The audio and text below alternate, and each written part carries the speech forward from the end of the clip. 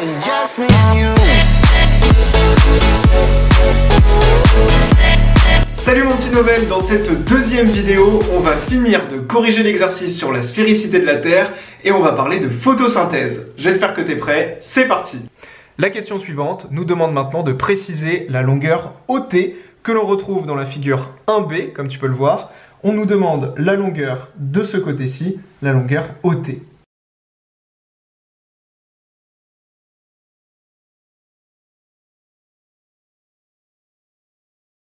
Pour répondre à cette question, c'était très simple, une simple question de compréhension.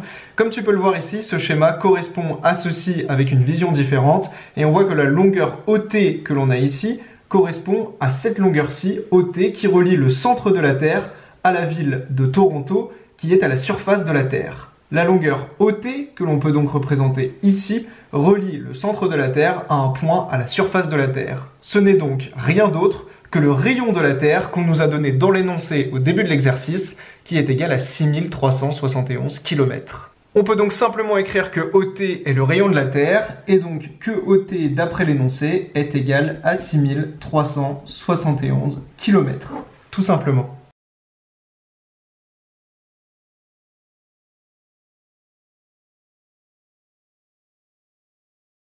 Comme tu peux le voir, on est dans un triangle rectangle, le triangle TIO rectangle en I.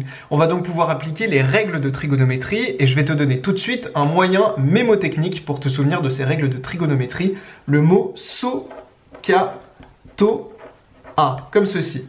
Ce moyen mémotechnique nous permet de nous souvenir que le sinus il est égal à la longueur du côté opposé sur l'hypoténuse, que le cosinus est égal à la longueur du côté adjacent divisé par l'hypoténuse, et que la tangente est égale à la longueur du côté opposé sur la longueur du côté adjacent. Ici, on sait que le triangle est rectangle en I, donc un angle de 90 degrés, et on sait qu'ici, l'angle TOQ est égal à 44 degrés. On peut donc en déduire très facilement la mesure de cet angle, qui est égal à un angle droit moins 44 degrés qu'on a calculé juste avant.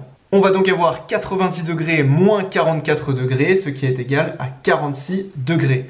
On va donc avoir la mesure de l'angle IOT immédiatement d'après les calculs qu'on a fait aux questions précédentes. Or ici, ce que nous cherchons à obtenir, c'est la longueur du côté IT.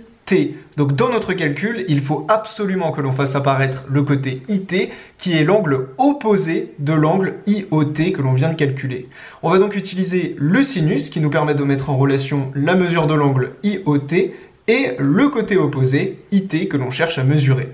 On sait que le sinus, dans notre cas de l'angle IOT, dont je viens de te parler, il est égal au côté opposé, c'est-à-dire la longueur IT, divisé par l'hypoténuse de notre triangle rectangle, qui est égal à OT, comme ceci que l'on vient de calculer dans la question précédente. Une fois qu'on a ça, c'est très simple, on peut en déduire que IT, c'est égal au sinus de notre angle IOT multiplié par OT, que je vais passer ici de l'autre côté, et la longueur IT sera donc égale au sinus de 46 degrés que l'on vient de déterminer, multiplié par l'hypoténuse, égale à 6371 km. Je vais réaliser ce calcul à la calculatrice, mais avant ça, je vais faire très attention.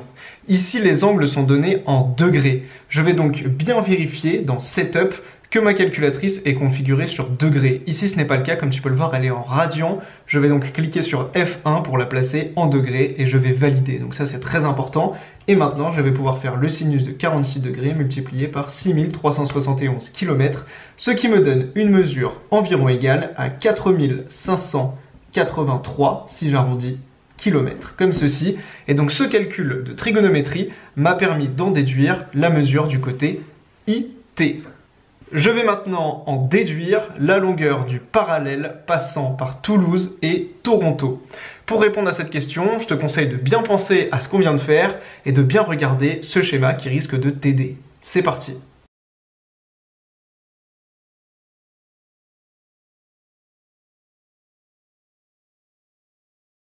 Donc première chose à bien voir, on a Toronto ici et Toulouse ici, et on peut voir qu'effectivement les deux villes sont situées sur le même parallèle.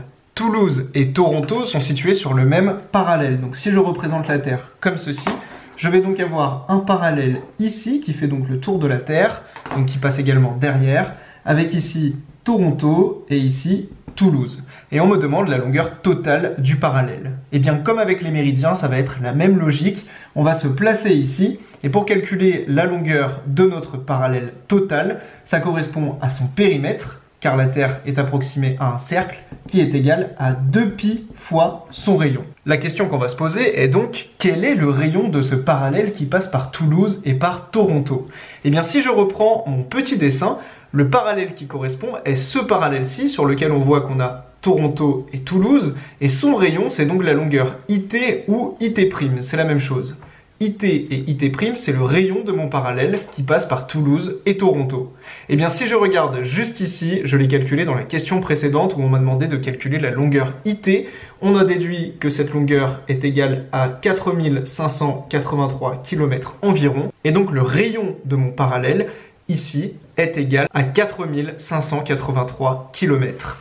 On va donc avoir un périmètre égal à 2π fois le rayon, soit 2π fois 4583 km. Encore une fois, je peux réaliser ce calcul très simplement à la calculatrice et j'obtiens environ 28 796 km. Grâce à ce calcul, j'en déduis que le parallèle qui passe par Toulouse et Toronto a une longueur totale de 28 796 km. On passe à la dernière question de cette première partie qui me demande de calculer la longueur de la portion de parallèle reliant Toulouse à Toronto. Et chez Nouvelle Classe, on te donne un petit indice, c'est qu'on va fonctionner de la même manière qu'à la question 5.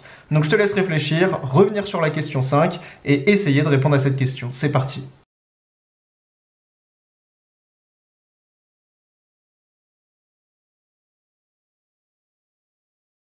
À la question 5, ce qu'on avait fait, c'est qu'on avait fait le calcul de la différence des latitudes divisé par l'angle total du tour de la Terre, donc qui est de 360 degrés, multiplié par la longueur des méridiens. Et bien là, on va faire exactement pareil, mais avec les parallèles. Pour trouver la longueur de la portion de parallèle, on va donc faire le rapport de la différence des latitudes sur l'angle total multiplié par la longueur du parallèle. La longueur du parallèle, on l'a calculée juste au-dessus, dans la question précédente, 28 796 km. On va donc le noter juste ici pour que ce soit bien clair. On a donc 28 796 km. La différence des latitudes, on l'a calculée dans la question 4. Entre Toulouse et Toronto, on a une différence de latitude de 80 degrés. Et l'angle total autour d'un cercle est de 360 degrés, comme à chaque fois. Ça ne bouge pas.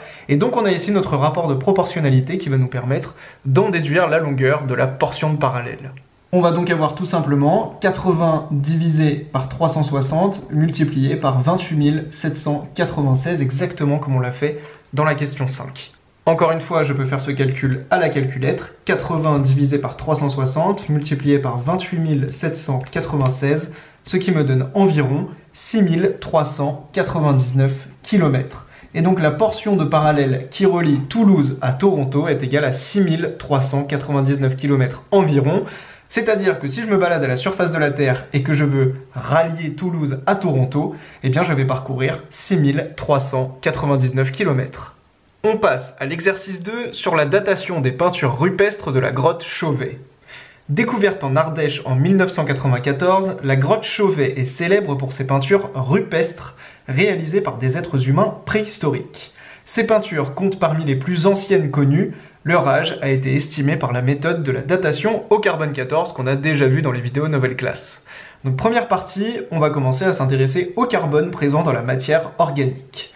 Et on nous demande tout d'abord de justifier que les oxydes minéraux ne peuvent pas être datés par la méthode du carbone 14, alors que la datation est possible pour le charbon de bois riche en glucose. C'est parti pour cette petite question de réflexion.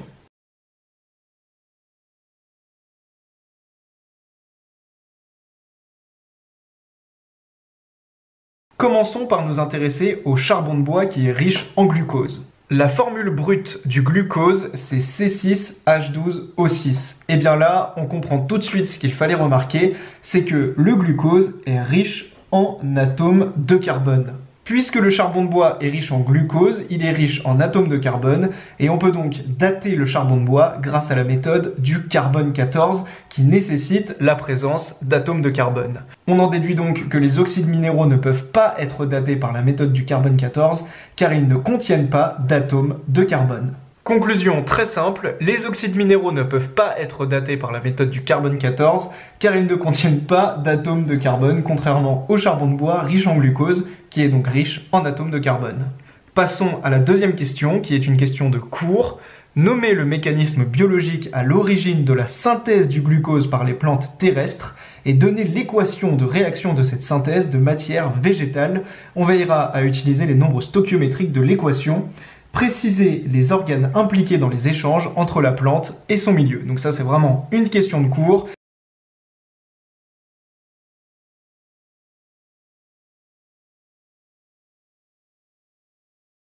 Tout d'abord, nommer le mécanisme biologique à l'origine de la synthèse du glucose par les plantes terrestres. Eh bien, ce mécanisme, c'est évidemment la photosynthèse. La photosynthèse, on a vu son équation plusieurs fois dans les vidéos nouvelle classe. 6CO2 plus 6H2O donne, en présence de lumière, du glucose, C6H12O6, plus 6O2, c'est-à-dire du dioxygène. On nous demande maintenant de préciser les organes impliqués dans les échanges entre la plante et son milieu. Je te propose de faire un petit dessin pour illustrer cette réponse. L'idée, c'est qu'en présence de lumière, indispensable pour la photosynthèse, la plante va absorber du CO2, donc du dioxyde de carbone et de l'eau, et ça va permettre la création de glucose, donc de l'énergie pour la plante, et de dioxygène.